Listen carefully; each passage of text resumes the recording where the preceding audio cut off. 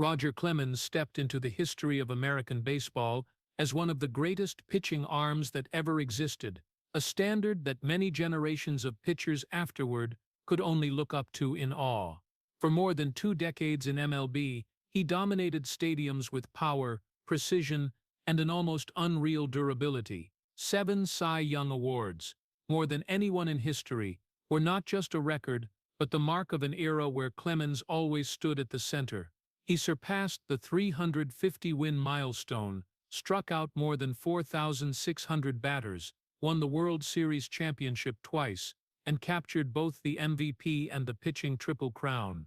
Whether wearing the uniform of the Red Sox, Blue Jays, Yankees, or Astros, Clemens was always the focal point, the nightmare of hitters, the symbol of dominance on the mound. They called him the Rocket not just because of the speed of his fastball, but because the trajectory of his career seemed to refuse to follow the normal laws of decline. While many pitchers of his era had already fallen to the ravages of age, Roger Clemens still stood there, still winning, still forcing the entire league to rethink the limits of a human being.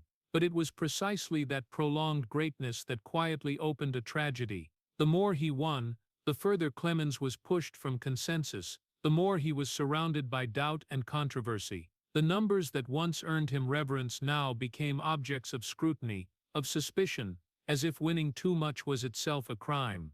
There was no fulfilling farewell ceremony, no gentle closing moment, only a heavy silence that stretched on for years. In that silence, Roger Clemens still stood firm. He didn't scream for recognition, didn't kneel for forgiveness, didn't erase his own past. The same will that once carried him through physical pain and the harshness of age was now used to endure a different kind of pain, living with a legacy that would never be at peace. Clemens continued to exist the way he had always pitched throughout his career, cold, relentless, never backing down. He accepted that some victories do not bring peace, and that some people must carry their own greatness like a cross. Amid the world's doubt, Roger Clemens still held on to the one thing he always believed in, an unyielding will even when love and full recognition never arrived completely. If you want to understand more deeply the man behind the numbers, and step further into the never-ending tragedy of Roger Clemens, please subscribe to the channel and keep following this journey with us.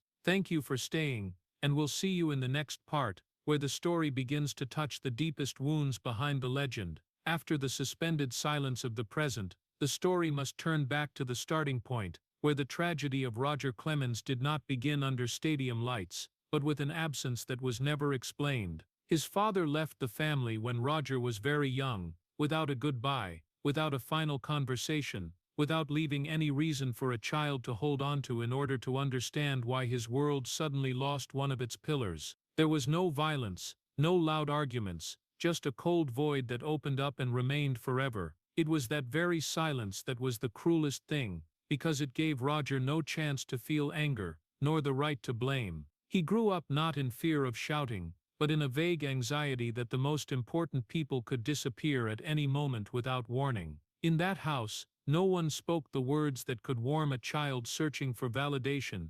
There were no long hugs, no "Dad is proud of you" spoken after a day of effort. His parents were not cruel, but that invisible distance was enough to plant in Roger the feeling that love is fragile, and his own presence was never guaranteed. He learned very early that if he wasn't strong enough, good enough, outstanding enough, he could be left behind just like the first time. The silence in the family didn't teach him how to share emotions, it taught him how to bury them deep, because speaking might not even be heard. Roger didn't become a rebellious child, nor one who sought attention through tears. He chose a different path, to turn himself into something that could not be ignored. The fear of abandonment didn't explode into panic, it quietly crystallized into obsession. If I weaken, I will disappear. With fear, if I slow down, others will pass me. If I stop, the world won't wait.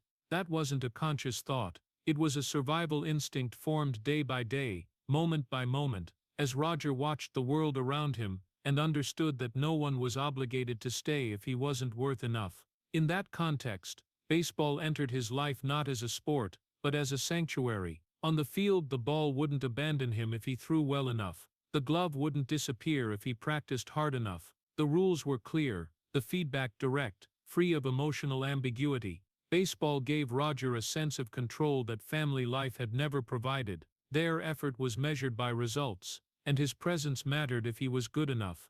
Every practice was a silent commitment that he would not let himself become invisible. Every pitch was a way of telling the world that he was still here, that he hadn't been left behind. While other kids sought recognition from their parents' eyes in the stands, Roger found it in the sound of the ball hitting the mitt, in the feeling of controlling the path of his pitch, in the rare certainty that at least one thing wouldn't leave him if he didn't betray it first. Baseball didn't demand that he reveal his sadness, didn't require him to explain his hurt. It only demanded one thing: to be tough enough to stand firm, and Roger accepted that contract with everything he had. From very early on, he learned to place his self-worth in performance, in strength, in endurance, because those were the only things he believed would keep him in this world.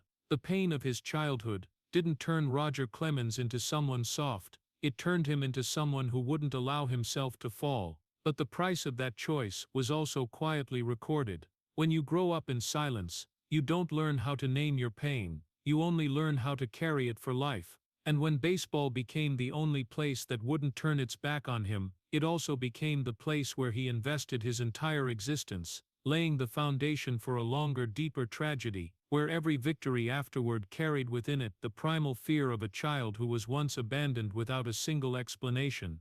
After baseball became the only sanctuary that never turned away, Roger Clemens began to learn another lesson, more brutal but also more realistic. He didn't need to be loved to survive, he only needed to not be discarded.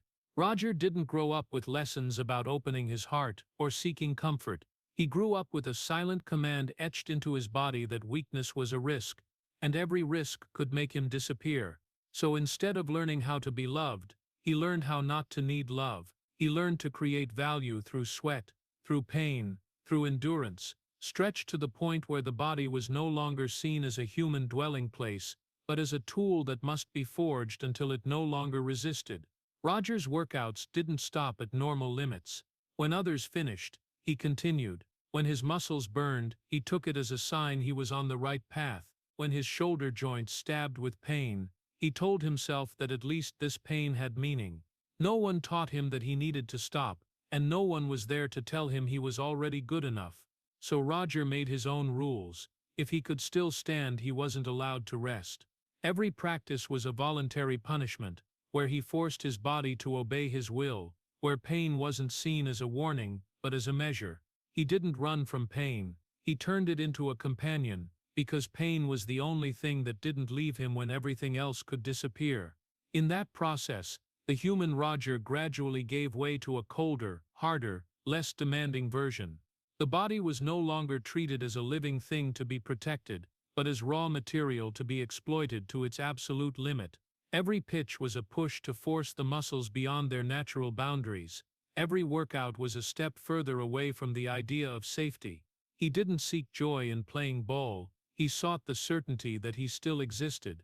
And in the world he built, existing meant having to be stronger than yesterday, faster, fiercer, never allowed to slow down even for a beat. When the nickname the Rocket appeared, it wasn't simply a flashy name for the speed of his fastball. It was the armor Roger put on to step into the world, a name tough enough to hide the fragility inside, cold enough so no one would think to reach out and touch it. The Rocket had no room for hesitation, no room for questions about feelings. It flew straight, exploded, and left emptiness behind. Roger needed that name, because it allowed him to exist without explanation. When you're seen as a weapon, people don't ask if you're tired, if you're in pain, if you're lonely. They only ask if you're still usable. And Roger accepted that role, even embraced it, because being used was still better than being forgotten. Over the years, the line between human and weapon inside him blurred. His body operated to the rhythm of duty, rather than need. Slept less, trained more, endured more. Lingering pains became background noise. Minor injuries were dismissed as insignificant annoyances. Roger didn't allow himself to listen to his body, because listening meant acknowledging limits, and limits were something he couldn't accept. In his mind, stopping meant disappearing, and disappearing was the greatest fear of a child once abandoned in silence. so he kept pushing his body farther, longer, stronger, as if he could make it immortal. Then the past wouldn't catch up either. Every drop of sweat was an oath that he would never let himself become expendable. Every swallowed pain was an affirmation that he still controlled his fate. But the price of turning the body into armor is that you have no place to take refuge when you're exhausted. When everything is wrapped in steel, there's nowhere left for tenderness. Roger never learned how to be loved, so he also didn't know how to love himself gently. He only knew how to push, how to move forward, how to understand that as long as he still had the strength to throw, he still had a reason to exist. In that process, he created a form that the whole world had to see, had to respect, had to acknowledge. But deep beneath the rocket armor, there remained a human being carrying the primal fear that if this armor cracked, if this body betrayed him, if this strength faded, then everything he had built would collapse all at once. By brutalizing himself, Roger Clemens didn't just forge a legend, he also unwittingly laid the foundation for another tragedy, where the survival weapon he trusted most would be the first thing to force him to confront limits, to face the truth that no armor lasts forever. When the armor had been forged to the point where there was no room left for hesitation, Roger Clemens entered a phase where his dominance needed no explanation, where every appearance on the mound sowed a very different emotion from admiration: fear. This wasn't loud fear, not booing or taunts. It was a quiet fear that spread across the stands, crept into the opposing clubhouse, hung in the air in the eyes of batters before they stepped into the box. Clemens dominated MLB not just with the velocity of his fastball or the spin of his pitches, but with the feeling that the game had already tilted in one direction the moment he began warming up. Opponents didn't just prepare strategy, they prepared themselves mentally for an ordeal. Every pitch from Clemens carried the coldness of a man who didn't need consensus. He didn't seek to be liked, he forced acceptance. And in the brutal competitive world of elite baseball, that acceptance often came wrapped in fear. Teammates looked at him with a mix of respect and caution. They knew he was the ultimate weapon, but they also understood that living next to such a weapon was never comfortable. Clemens wasn't the guy who spread warmth in the clubhouse. He carried a standard so harsh that everything around him seemed constantly under pressure. His presence demanded that everyone rise to the level or be left behind. Victories came in waves, numbers piled up, titles followed one after another, but in those rare moments when the crowd fell silent and the lights dimmed, there was no sense of reunion, no relief. Clemens' victories didn't carry the taste of joy, they carried the scent of duty fulfilled, of a battle that had just ended but had never truly closed. Each passing season wasn't a chapter of life sealed with pride, but a quiet inventory of losses. Shoulder pain became an old acquaintance, a dull ache that reminded him his body was paying the price for dominance. Back pain appeared like an annoying warning, not severe enough to force him to stop, but persistent enough to interrupt sleep. On the evenings after games, when the cheers had faded, Clemens was left with the familiar emptiness, wondering if tomorrow his body would still obey the way it did today. The greatest fear wasn't losing a game, but waking up one morning and realizing he no longer had the strength to maintain the form the world had grown accustomed to seeing. In this peak era, the unease didn't come from outside, it rose from deep within him, like an underground current that never surfaced in public. Clemens understood clearly that his position wasn't secured by loyalty or affection, but by pure performance. Just one sign of decline, one season without domination, and the world would turn its back as quickly as it had once bowed. That was the price of building power on fear. You were never allowed to weaken, because fear only exists when strength remains intact. At the end of each season, Clemens didn't allow himself to celebrate for long. Joy, if it existed, passed like a brief technical pause before the next preparation phase began. He looked at his body like an engineer inspecting an overloaded machine, which parts could still hold, which parts were crying for help. Pain didn't make him flinch, but it planted in his mind a question that grew more haunting: how much longer could he endure? At the height of power, Clemens wasn't standing on a mountaintop admiring the view, he was standing on a slippery slope, where every step forward carried the risk of an irretrievable slide. His prolonged dominance made others suspicious. But he suspected himself in a different way, not doubting his current ability, but doubting the durability of the future. On long nights when the city slept, unspoken fear seeped through every thought. What if next year I'm not like this anymore? What if this body betrays me? If the rocket stops flying, then who am I? No one heard those questions, because Clemens had long grown accustomed to keeping silent. He continued to step onto the field, continued to throw pitches that made opponents tremble, continued to maintain the image of an unshakable dominator. But behind that shell was a man living with the constant anxiety that this peak was never secure. That was the paradox of the era of fear. The higher you stood, the less room there was for peace of mind. Clemens wasn't allowed to enjoy glory, because his glory always came with the unspoken condition that it could be taken away at any moment. And so, in what was considered the most brilliant phase of his career, he lived with a feeling hard to name, victorious yet vigilant, dominant yet anxious, understanding that the end of each season wasn't just a period at the close of a playing year, but a harsh test of the question that never left his mind: would he still be strong enough to survive one more year? The quiet unease of the dominance era didn't stop when the season ended. It followed Roger Clemens into an even more dangerous phase, when the body, the weapon he trusted most, began whispering signals to stop.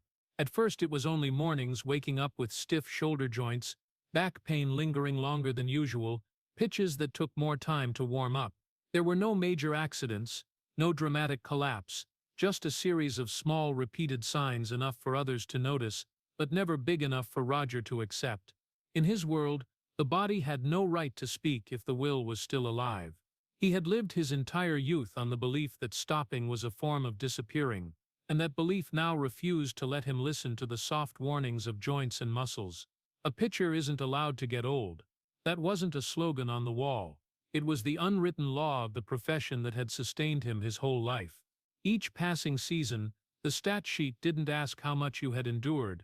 It only asked whether you could still throw like before. Roger understood that better than anyone. He understood that rest was never neutral. Rest was always a message, and that message was usually interpreted in the cruelest way. You're slowing down, and if you slow down, someone else will move ahead. So when the body sent signals to stop, Roger treated them as noise that needed to be drowned out. He adjusted his training rhythm, intensified discipline, extended workouts as if a little more force would make the body obey again. Pain was no longer background. It began to become part of the structure of daily life. Evenings ended in deeper exhaustion, sleep broken by dull aches. But the next morning, he still stepped onto the field, because stepping onto the field was the only way to affirm that he hadn't been replaced. Roger didn't allow himself to see age as a natural fact. To him, age was an enemy that had to be defeated with resilience and discipline. He looked at younger pitchers not with jealousy, but with vigilance. Every young face was a reminder that time wasn't on his side, that if he stepped back even one beat, the world would move forward without looking back. Rest in that logic wasn't self-care. It was voluntarily giving up space, and Roger Clemens had never learned how to give up space. He chose to continue, even though each continuation demanded a new loan from his body. Those loans had no clear interest rate, but they were recorded in deeper pains, longer recovery periods, workouts that required more will to complete. He knew he was paying a price, but the price of stopping was even more terrifying. In the clubhouse, Roger rarely spoke about how he felt. That silence wasn't arrogance. It was survival strategy. Admitting pain meant admitting limits, and limits were something he didn't allow to exist in his vocabulary. He had turned his body into armor, and now as the armor began to crack, his only reflex was to reinforce it, not to take it off. Every game became a new test, not just against opponents, but against his own body. There were days when the arm didn't respond like before, but he adjusted, compensated with experience, with cunning, with the game-reading ability honed over years. Roger's greatness in this phase no longer lay in pure power, but in the ability to hide the decline, making it look like a tactical choice, rather than a sign of collapse. But hiding didn't erase reality. At the end of each season, he quietly inventoried what he had lost more than what he had gained. Not everyone saw it. Fans saw the numbers, saw the wins, saw a legend still standing tall. They didn't see the evenings Roger sat quietly, feeling each pain as a reminder that his body was calling in debts. They didn't see the accumulated fatigue in his eyes, didn't see the moments he wondered how much longer he could control this game. This was when the tragedy began to take root, not with a spectacular fall, but with the prolonged tension between will and flesh. Roger didn't collapse, but he began living in a new precarious state, where every time he stepped onto the field was both self-affirmation and a gamble. He bet that his body would endure one more time, that the armor was still thick enough to shield a soul accustomed to battle. And while the world continued to see him as a symbol of endurance, the silent tragedy grew inside, because when you refuse to listen to your body for too long, eventually it will find a way to speak louder. But in this phase, Roger Clemens still chose to continue. He chose the most familiar path, the path that had brought him to the top, believing that if he could just be a little stronger, endure a little more, then the body's betrayal could be postponed. That wasn't naive recklessness, it was the logical consequence of a lifetime built on the fear of being left behind. And that very choice, repeated in silence, planted the seeds for a deeper tragedy, where the cost of refusing to age could no longer be paid with will alone. The collapse hadn't yet shown itself when another cruel paradox appeared, pushing Roger Clemens into an even lonelier territory. He was too great to be forgiven. When he reached his 40s, the age when most pitchers had accepted stepping back, Roger Clemens didn't just remain standing, he continued to dominate. That arm still threw pitches that forced the entire league to adjust how they faced him. The numbers refused to age with him. Wins kept coming, strikeouts kept piling up, and then the 7th Cy Young Award arrived, like something out of a fairy tale, a milestone beyond the imagination of any generation that had ever witnessed baseball. In MLB history, no one had ever reached that number, and it's very likely no one ever will again. That should have been the moment of absolute admiration, of a legend placed in an indisputable position, but the world's reaction didn't unfold that way. Greatness that lasted too long began to cause discomfort. When one man kept winning despite age, despite ordinary logic, the question stopped being how did he do it, and became is this even real? Admiration gradually gave way to suspicion, and suspicion quickly turned into the need to find another explanation, an explanation that made greatness easier to swallow. Roger felt that shift without anyone saying it. He saw it in the eyes of the media, in the way questions were asked, in the tone that was no longer neutral. Each new achievement was no longer received as a miracle, but as evidence that needed to be examined. He won more, but the wins no longer brought the feeling of recognition, they only made the atmosphere heavier. Clemens began to understand that there was an invisible limit to acceptable greatness. When you crossed that limit, the world no longer stood with you. In Roger's mind, this was a shock no less than the physical pains. All his life he had believed that if you were good enough, durable enough, tough enough, the results would speak for themselves. But now, results were no longer enough. His very excellence became the thing that made others uncomfortable, because it challenged the familiar belief that time would erode everything. And when that belief was shattered, instead of expanding their understanding, people often chose to shatter the one who broke it. Roger never said this out loud, but he clearly felt a cold truth forming around him. When you're too great, people no longer try to understand you, they try to make you fall so the old order can be restored. Every time he stepped onto the field at an age when he was supposed to be weaker, Roger felt he wasn't just facing opponents on the scoreboard, but an entire collective need to see him fail, to see him slow down, to see him become like the rest of the world. The irony was that Roger didn't change to provoke anyone. He only kept doing the one thing he knew how to do: pitch, endure, and exist. But that steadfastness, once praised as a virtue, was now interpreted as defiance. The longer he prolonged his career, the more he was placed under the microscope. The longer he maintained his form, the more he was demanded to explain why he hadn't aged yet. The numbers that once served as his shield began to backfire, because they gave every doubt more reason to exist. Roger wasn't blind to this reality. He understood that his image had changed, that he was entering a phase where every victory could be reinterpreted against him. But he also understood that stopping wasn't the solution. Stopping meant admitting the world had been right to doubt, that his greatness only existed under certain favorable conditions, and Roger Clemens had never lived to please those interpretations. So he continued, not because he wanted to prove anything more, but because he didn't know how to exist any other way. Greatness that lasted too long had pushed him into a bitter predicament. If he kept winning, he would keep being doubted. If he stopped, he would be seen as finally ready to collapse. There was no escape that brought peace.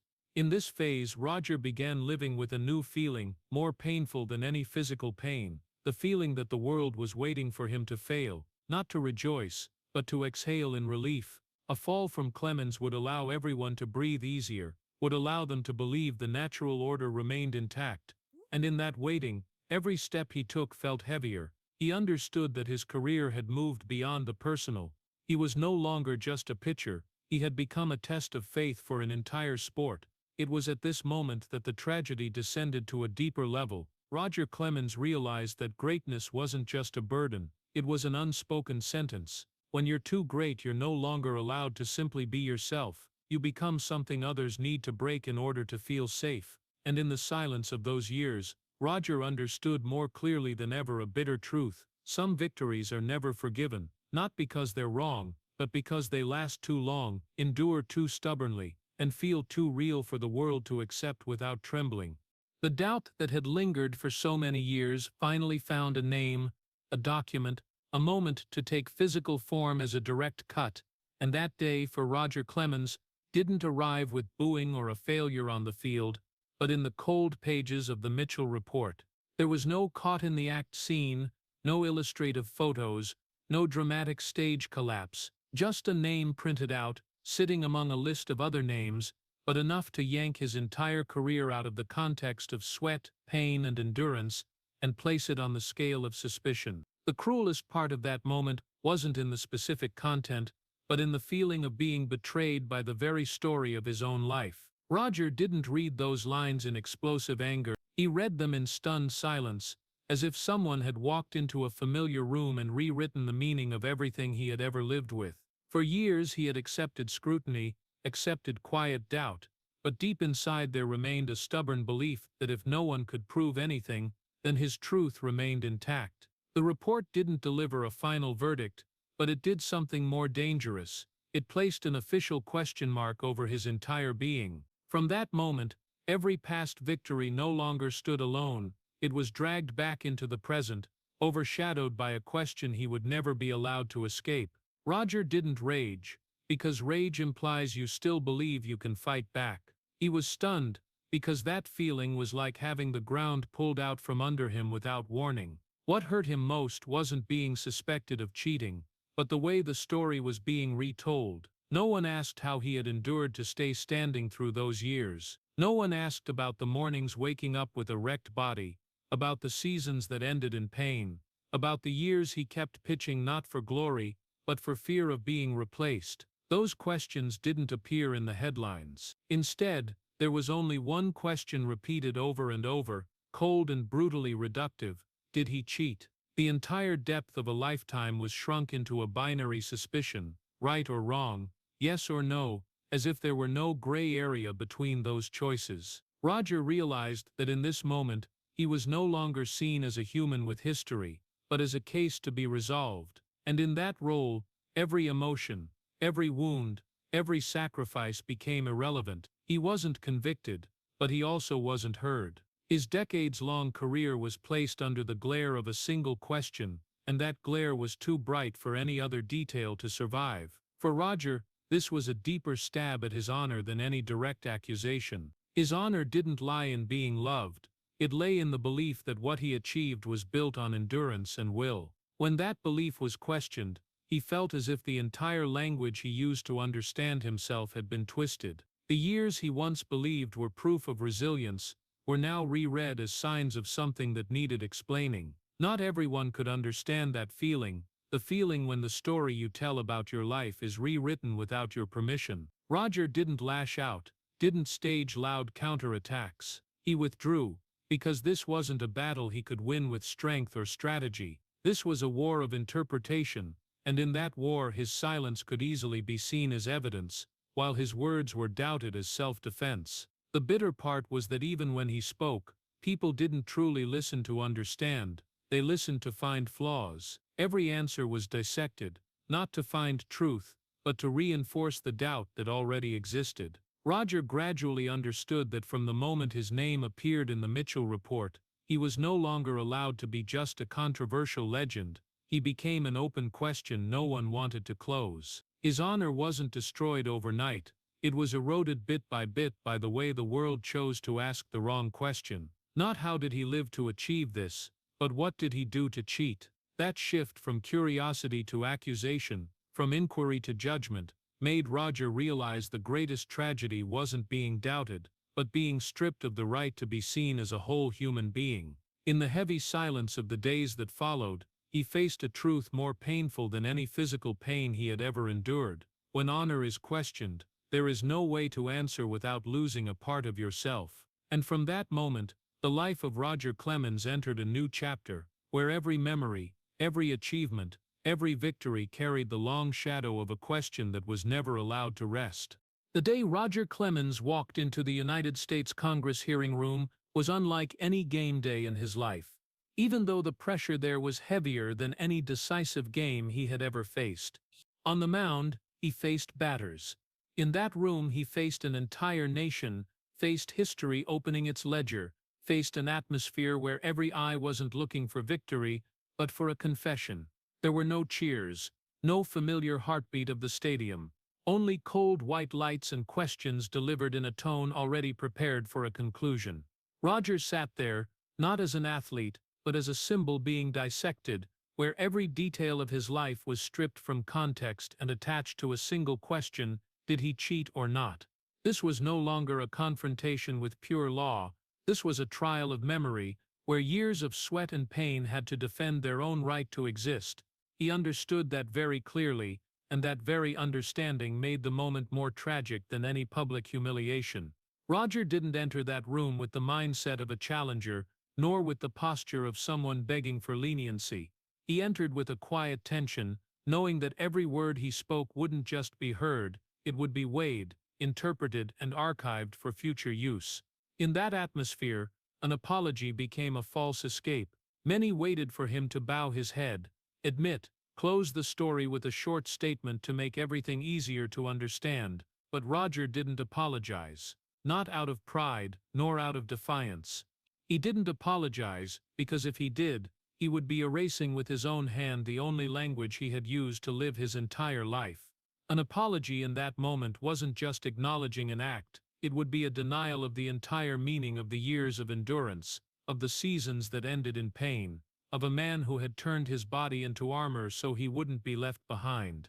For Roger, apologizing in that moment meant accepting that everything he had ever believed about himself was a fabrication, and if that happened, he wouldn't know who he was anymore.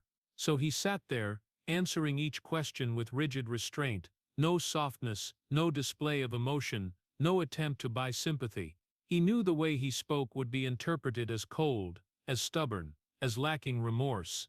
But he also knew that any softness at that moment could be turned into evidence for a story he didn't acknowledge.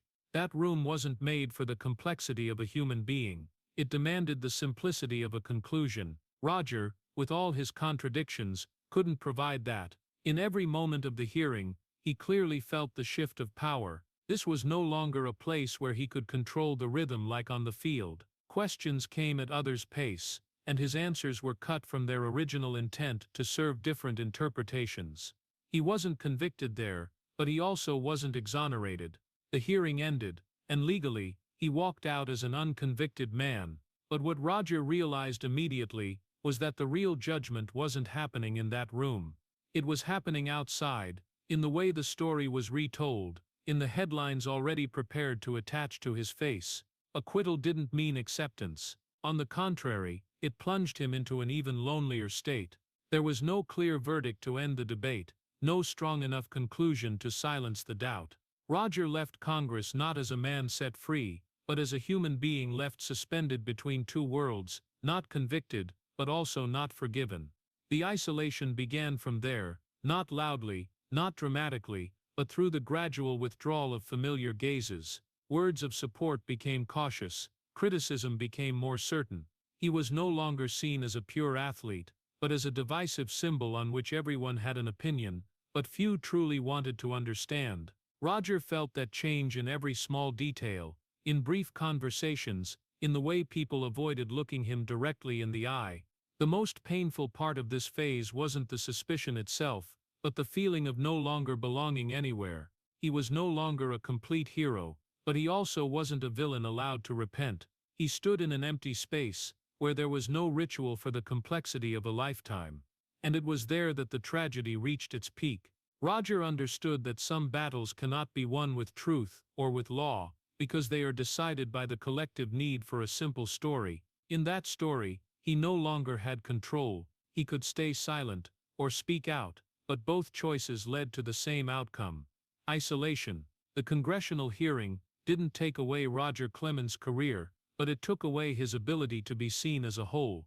It etched into history the image of a man standing alone before a nation, not bowing, not defending himself, but also not embraced. And when it was all over, Roger returned to everyday life with a new burden, heavier than any physical pain he had ever endured, the burden of continuing to live in a world that had decided his story would never be allowed to close. After the doors of Congress closed, the storm didn't dissipate.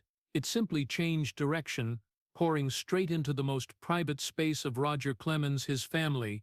If there was anything Roger hadn't fully anticipated, it was the price that the people he loved had to pay for a battle they never chose.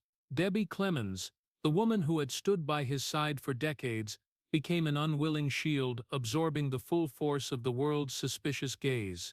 In places that once held only politeness, scrutiny now appeared.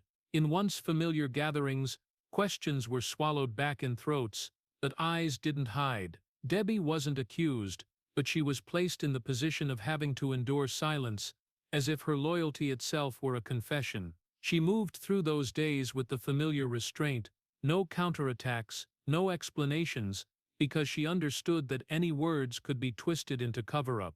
Debbie's endurance wasn't loud, it was quiet, persistent and grinding, much like the way the years of baseball had ground down Roger's body. And their children, they carried the name Clemens like a shadow they could never remove. On youth fields, in school, in seemingly harmless conversations, that name didn't just evoke a legend, it dragged along a question that never settled. They didn't just have to prove their own abilities, they had to endure whispers they didn't create. There were days when the name that once shook entire stadiums became an invisible burden on the shoulders of children who only wanted to be themselves. Roger saw it, and in those very moments, the pain took on a different shape. On the mound, he could endure hatred. In the hearing room, he could stand firm against doubt. But when the storm reached his family, that endurance began to crack. Roger was a father who loved his children in the way he knew how. That love showed through protection, through always being close, through the desire to keep the family in the safest space possible. But Roger had never learned how to apologize, never learned the language of vulnerability. He didn't know how to say he was sorry for what his children had to bear, not because he didn't feel it, but because all his life he had learned to swallow emotions inward, treating silence as a form of control. When facing his children's pain, that silence became clumsy, even cruel, though he never intended it to be. The Clemens family wasn't shielded from the storm, because the storm didn't come only from outside. It seeped into every meal, every brief conversation, every prolonged silence when no one knew what to say to make things lighter. Debbie carried the external burden, the children carried the aftermath, and Roger carried the unnameable part, the feeling that his own choices had dragged innocent people along. He didn't look to blame anyone, nor did he try to evade responsibility, but he also had no tools to heal it. Roger's love for his family was real, deep and enduring, but it was wrapped in a hard shell formed since childhood. He protected with presence, not with words. He stood beside them, not with apologies. In those years, family became the only place where he wasn't questioned, but it was also where he felt most clearly the consequences of the battle over his honor. No one in the family was allowed to live completely detached from the name Clemens, and that very fact spread the tragedy beyond the scope of one individual. This was no longer the story of a doubted legend. This was the story of a family learning to endure in silence, where each member carried a portion of a burden they didn't create. Roger understood that he couldn't protect them from the world's gaze, and that realization hurt him in a way no physical pain ever could. In the family's silence, he began to realize that there are battles where, no matter how firmly you stand, your loved ones still pay the price, and that very truth etched an additional layer of tragedy into Roger Clemens's life, where love exists but isn't enough to shield, where family is the foundation, but also the clearest mirror reflecting the cost of questioned honor. After the storm had passed through his home, Roger Clemens entered another moment, quieter but no less cruel, the day he left the field. There was no honoring ceremony, no farewell tour around the stadiums that once roared his name, no moment for the crowd to rise and applaud one last time for an arm that had defined an entire era. Roger Clemens's retirement didn't happen like an event, it happened like a slow, almost invisible fading away. One day he simply no longer stepped onto the mound, and the world kept moving as if it were inevitable. The stadiums that once shook with cheers now fell silent in a different way, silent because no one mentioned him anymore, no one waited for him, no one needed his presence for the story to continue. The symbolic death of Roger Clemens didn't come with a fall or a decisive announcement, it came with gradual absence, with the feeling that a legend had left without anyone officially saying goodbye. He had grown used to being stared at, scrutinized, debated, but this silence carried a different weight. On the field, silence was the sign of failure, of a strikeout ending hope. In life, silence was the sign that no one was waiting anymore. Roger felt it more clearly than any statistic. Calls grew fewer, invitations vanished, conversations about the future no longer included his name as an inevitable part. There was no closing ritual for him to hold on to, no official moment to declare that a chapter had ended. Instead, there was a hanging feeling, where he had both left and never been properly sent off. For someone who had lived his entire life on public highs, this quiet withdrawal felt like a new kind of loss. Roger didn't just leave the field, he left the space where his existence had once been most clearly affirmed. When the cheers stopped, when the scoreboard went dark, when the schedule no longer listed him, he had to face a raw question: who am I when there is no stadium? No one had taught him how to prepare for this moment. Throughout his career, he learned how to handle pressure, pain, doubt, but no one taught him how to handle the absence of all those things. The stadium had been the place where he was seen, hated, debated, existing in the consciousness of millions. When that door closed without warning, Roger felt himself disappear in a strange way, not erased, but overlooked. He was still alive, still breathing, but his story seemed pushed to the margin, no longer the center of any conversation. This was a death without a coffin, without an obituary, only the continuation of the world without needing you. Roger didn't resist that moment. He didn't speak out demanding belated recognition, didn't arrange appearances to remind everyone he had once been there. He accepted this withdrawal as the inevitable consequence of everything that had happened before, but acceptance didn't mean it didn't hurt. Every time he passed by a ball field, every time he heard the crack of bat on ball from the TV, he felt clearly the emptiness where he once stood, not the emptiness of glory, but of presence. Roger Clemens vanished while still alive, and that was a tragedy hard to name. He wasn't driven out, nor was he kept. He stepped out of the lights on his own, carrying a career that was never fully allowed to close. In the silence of the stands that no longer called his name, Roger began to understand that some endings don't come with a slamming door, but with the door slowly closing while your back is turned. And that very moment marked the symbolic end of a legend, not with a spectacular collapse, but with a quiet disappearance, where people didn't know whether to regret, to blame, or to just let silence take over.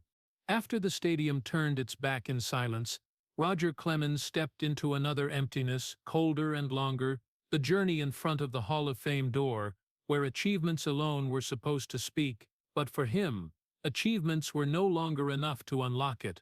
Year after year the ballots were announced like a familiar ritual, and every year the same. Roger Clemens' name stood in a suspended position, not completely eliminated, but also not accepted, just short, always just short. Not a knockout blow that slammed the door shut, but a prolonged, steady, patiently cruel refusal. The Hall of Fame didn't say no to him in a clear way, it just never said yes. For Roger, that was a form of silent tragedy, where endless waiting became a subtle form of punishment.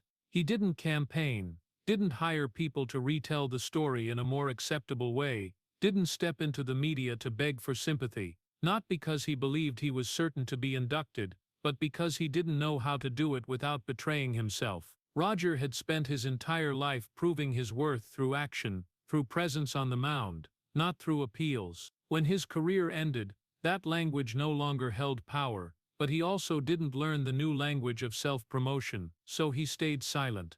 And that silence was interpreted in every possible way, from arrogance to avoidance, from defiance to tacit admission. Roger understood that, but he didn't correct it.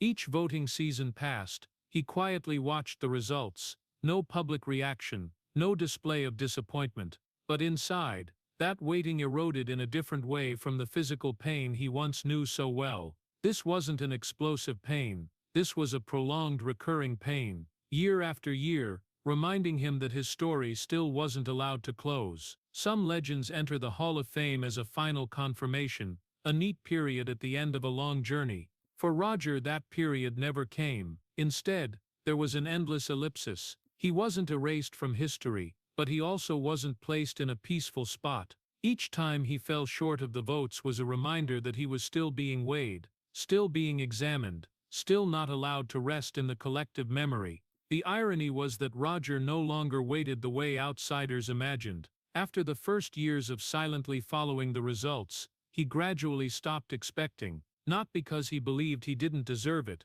but because he understood that acceptance here wasn't based solely on numbers or titles. It was based on a story he couldn't, and didn't want to rewrite to fit neatly. Stopping the wait wasn't giving up pride. It was an act of self-protection, because every wait opened the possibility of being rejected once more. Roger chose to close off his emotions, accepting that some doors don't slam in your face, but also never open for you to walk through. That prolonged refusal wasn't noisy, didn't create explosive moments, it just quietly existed, like an invisible wall you couldn't cross and couldn't point out to anyone. For Roger, the Hall of Fame became the symbol of a bitter paradox, the place that honors baseball history, yet couldn't find a way to place him there without controversy. And so they chose the easiest path, prolonging the hesitation. Roger didn't resist that choice. He didn't stand outside the gate raising his achievements high, he just quietly stepped aside, continuing to live a life without official confirmation. But in that quietness, another tragedy took shape. Not the tragedy of being eliminated, but of never being allowed to end. When there's no clear no, and no firm yes, your story remains suspended forever. Roger Clemens lived in that suspended space, where he no longer fought, no longer waited, but also wasn't allowed to rest in shared memory. The Hall of Fame door didn't close in front of him with a loud bang. It just stood there, silent, unmoving, as time passed. And in that silence, Roger understood that some tragedies don't need accusations, don't need verdicts, only the absence of a nod to stretch the pain to infinity.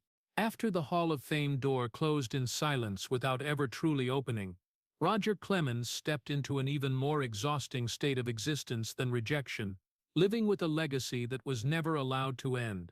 In MLB, whenever baseball faces questions about ethics, about the line between human effort and cheating, his name is inevitably brought up as an unavoidable example.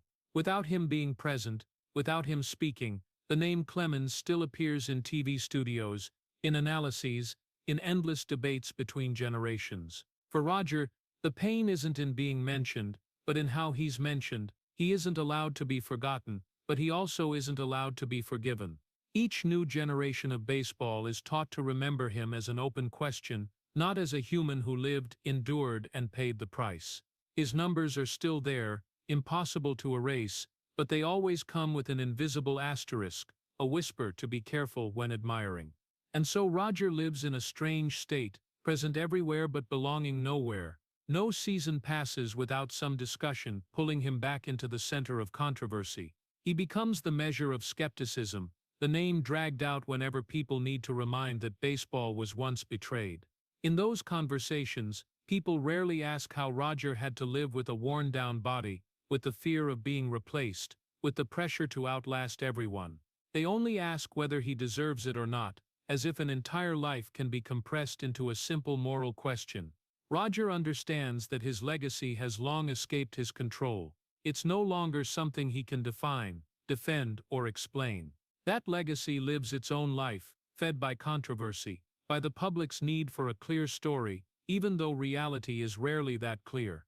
For him, every time his name is brought up is another time an old wound is touched, not to heal, but to prove it's still there. Being judged forever is a form of punishment, without an expiration date. No final trial, no decisive verdict, just repetition, year after year, generation after generation. Roger lives with the awareness that he will never have the moment to be laid to rest, to be told the story is over. In many people's eyes, he remains forever in the present tense, forever the issue to discuss. This gives his post-career life a heavier shade, not because he still wants to return to the field, but because he can't fully leave it. Baseball still calls his name, not to honor but to debate. Every debate pulls him back into an invisible courtroom, where he has no right to defend himself, nor the right to remain silent. This prolonged suffering doesn't explode into public tragedy, but it erodes from the inside, forcing Roger to live with the knowledge that everything he ever did will always be reread, reinterpreted, and placed under suspicious light. He no longer fights it. He learns to live with it, like learning to live with a chronic pain that never goes away. But learning to endure doesn't mean it doesn't hurt. Every time he hears his name used as a cautionary example, Roger feels clearly the distance between the man he knows he lived as and the man history is constructing.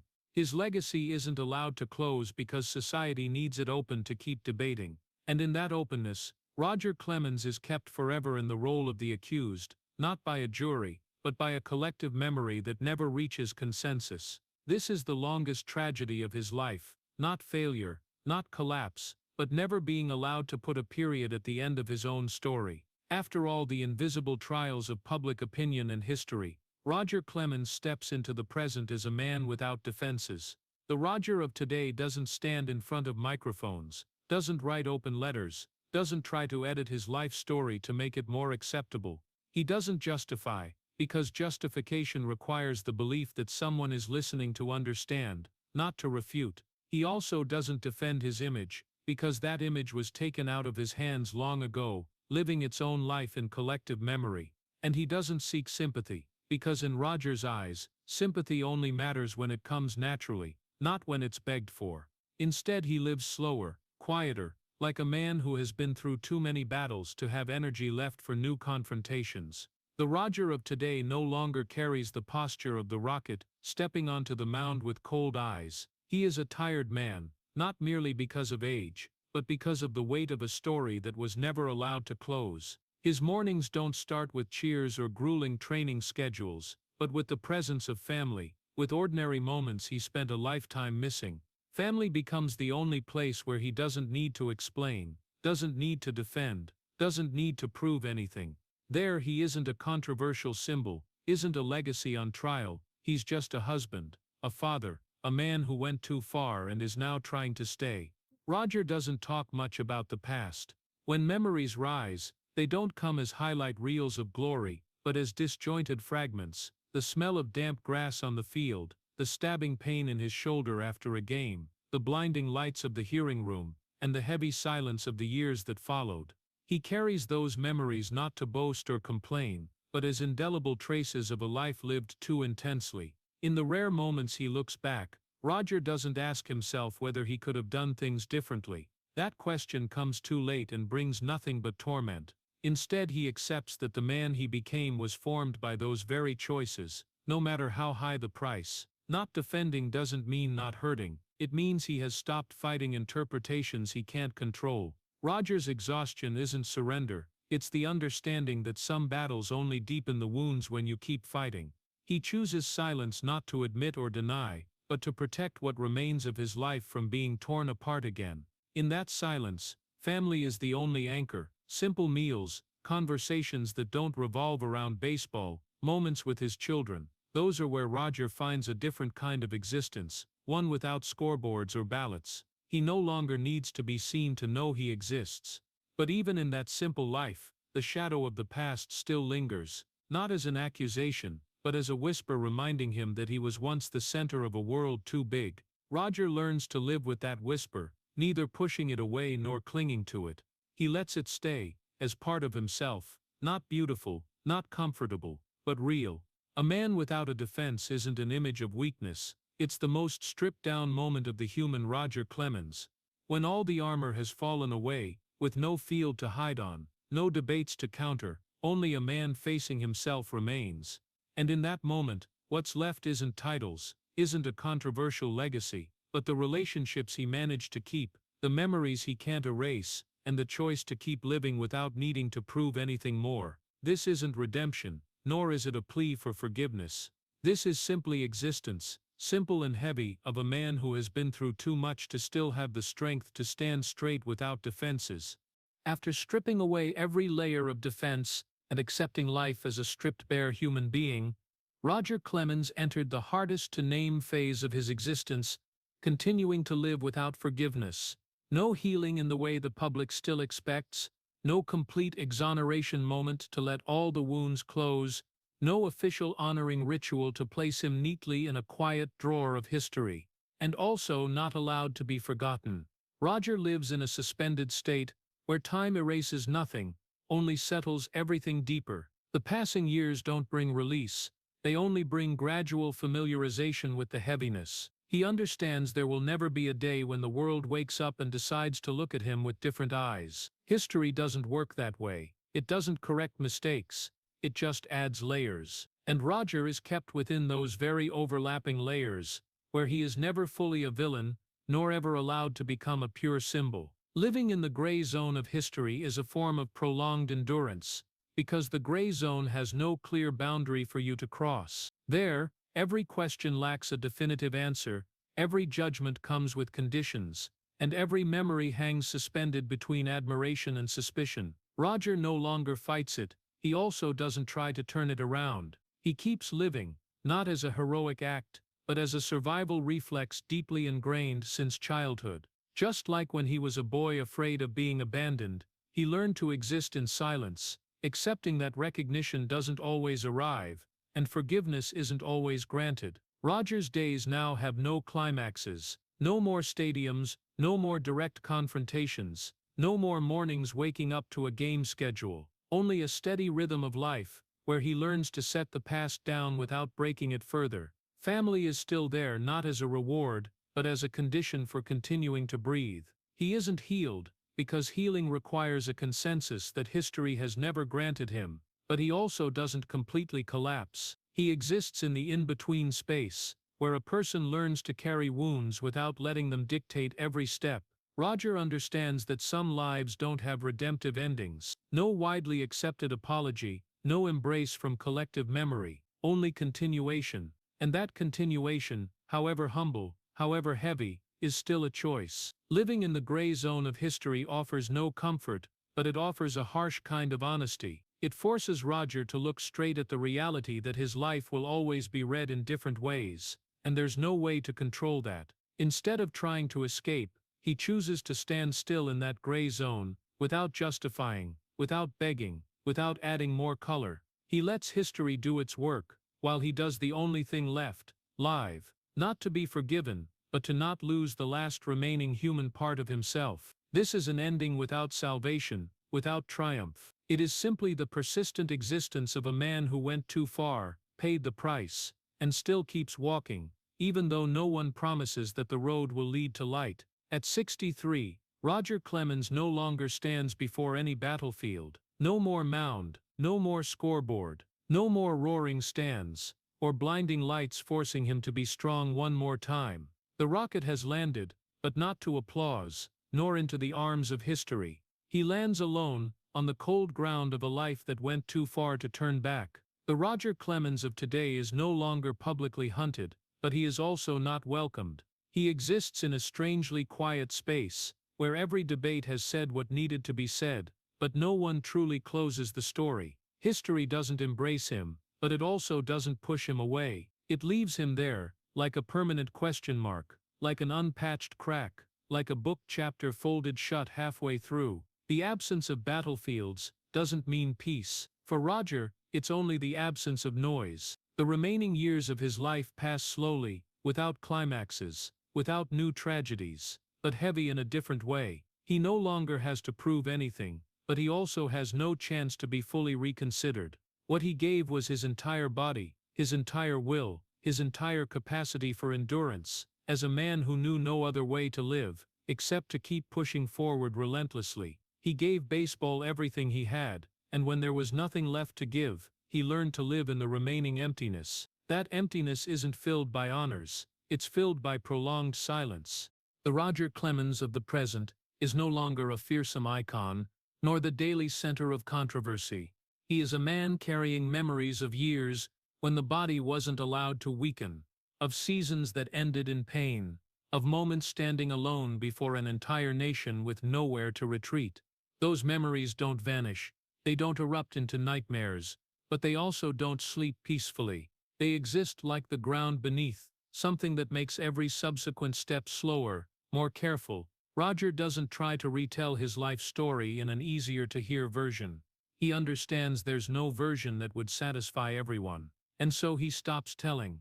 At 63, what remains for Roger isn't the desire to correct history, but the ability to live with it, to live in a history that doesn't embrace him, but also doesn't erase him, a history that leaves him on the sidelines, watching others debate about him, while he no longer feels the need to step into that circle. This doesn't make him noble, nor does it make him more bitter, it only makes him more human. A human who once believed that if you were strong enough, durable enough, good enough, everything would be explained, and then realized that some things aren't decided by effort, but by the way the world needs a story. The rocket once flew higher than anyone, longer than anyone, stronger than time allowed, but no flight lasts forever. When he landed, he found no crowd waiting, only the ground cold and real, and Roger Clemens learned to stand on that ground without armor, without titles as shields. He isn't healed, isn't honored, isn't forgotten, but he still lives, not as a warrior, but as a man who exhausted every ounce of strength for a journey that promised no return. The afterglow of this story doesn't lie in whether Roger was right or wrong, it lies in how much a human being can give before there's nothing left to protect himself from judgment.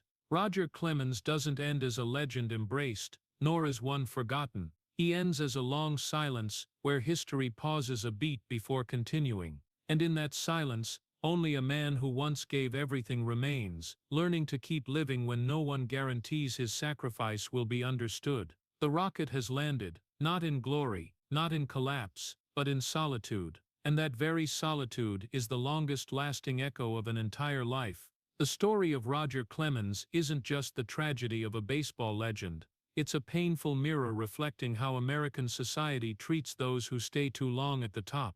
The most heartbreaking part isn't the suspicion itself, but the way his entire playing life was compressed into a single question mark. Despite the deeply human details the story has revealed, a boy growing up in silence because his father left, a man turning his body into armor because of the fear of being replaced, an athlete who kept pitching even as his shoulder, back, and age screamed to stop. When the Mitchell report appeared, Roger didn't explode or loudly deny he was stunned because he realized no one wanted to know anymore how he had endured. They only wanted an admission to neatly close the story. The image of him standing alone before Congress, not apologizing, not out of arrogance, but because an apology would collapse his entire sense of self, is the most tragic moment of a man forced to defend his honor with silence. After that came the spillover cost to his family, children carrying the Clemens name like a burden, a career ending without farewell, a Hall of Fame that never says yes, and a legacy forever on trial.